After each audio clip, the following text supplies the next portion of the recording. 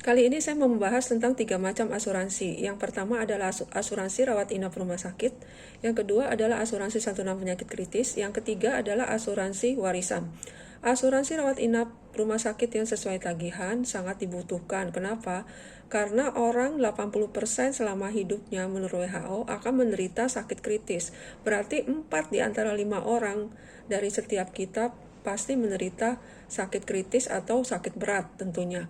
Dan sakit kritis itu apa saja sih? Yaitu stroke, gagal ginjal, diabetes dengan komplikasi, kemudian ada serangan jantung, dan banyak lagi tentunya ya, kanker, kelumpuhan, saraf, dan lain sebagainya. Biaya yang dibutuhkan adalah ratusan juta sampai miliaran rupiah karena sifatnya itu tidak sekali pengobatan, bisa berkali-kali atau berkelanjutan tentunya ya. Ketika itu terjadi, kita butuh untuk mempunyai biaya yang cukup untuk mengobati tentunya.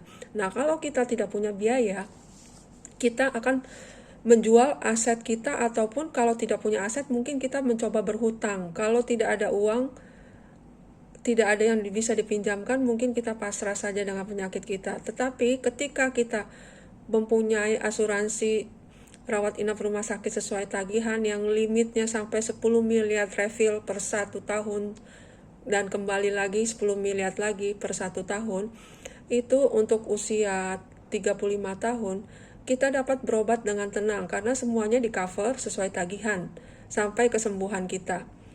Nah, manfaat dari asuransi santunan penyakit kritis adalah ketika seseorang menderita sakit kritis atau berat, dia tidak bisa bekerja lagi dan income-nya hilang tentunya ya. Dia tidak mendapatkan income, baik dia ketika dia masih sehat, dia pengusaha, ataupun dia bekerja di perusahaan.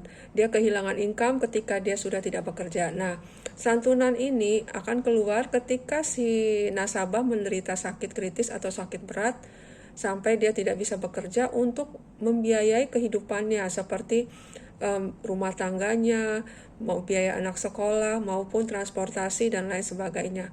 Santunan penyakit kritis ini akan keluar setelah 3 bulan masa polis aktif.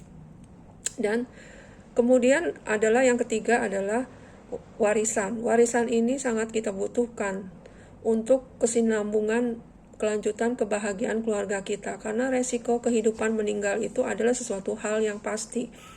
Yang jelas kita memang tidak tahu kapan itu terjadi.